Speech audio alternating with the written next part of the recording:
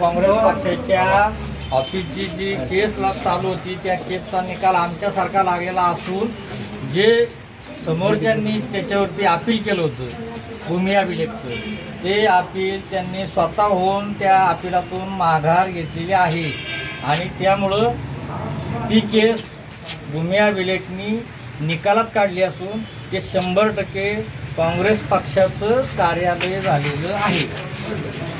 याच्यापेक्षा अजून काय पाहिजे तुम्हाला?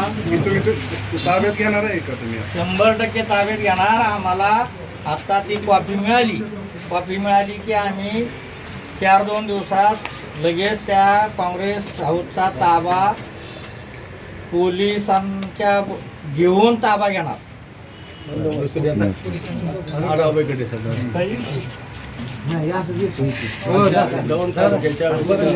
त्या ठिकाणी तालुक्याच्या आढावा बैठक या ठिकाणी आयोजित झालेली।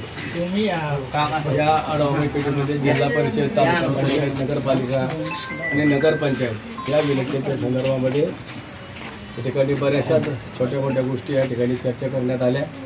काही कार्यकर्त्यांचं असं म्हणणं होतं की आम्ही सोबळा लढायचं का आघाडी करून लढायचं। तर आता तरी महाराष्ट्र प्रदेश काँग्रेस कमिटीने आम्हाला असा आदेश दिलेला आहे की ज्या ज्या तालुक्यामध्ये ज्या ठिकाणी चांगलं परिस्थिती असेल किंवा त्या तालुक्याच्या लोकांनी त्या ठिकाणी त्यासाठी त्यांचा निर्णय घ्यावा। आघाडी करून लढा किंवा त्यांच्या किंवा सोबळा लढा अशा पद्धतीचं वातावरण वरूनच आम्हाला सांगण्यात आलं आहे। परंतु अजून आताशी कालच आरक्षणं पडलेले आहेत।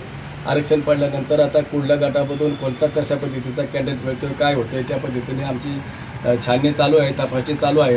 ही तपासणी झाल्यानंतर आमची परत एकदा आणखी एखादी मिटिंग लागेल आणि त्या संदर्भामध्ये आम्ही आघाडी करायची का सोबळा लढायचं त्या पद्धतीचा निर्णय आम्ही नंतर आपला घेणार आहोत। आता रोड चोर नदी छोड या ठिकाणचा आता सहाय्याची मोहीमचा कार्यक्रम आम्ही या ठिकाणी बाजार कमिटी रस्त्याला आयोजित केलेला आहे। सहाय्याची मोहीम करतोय।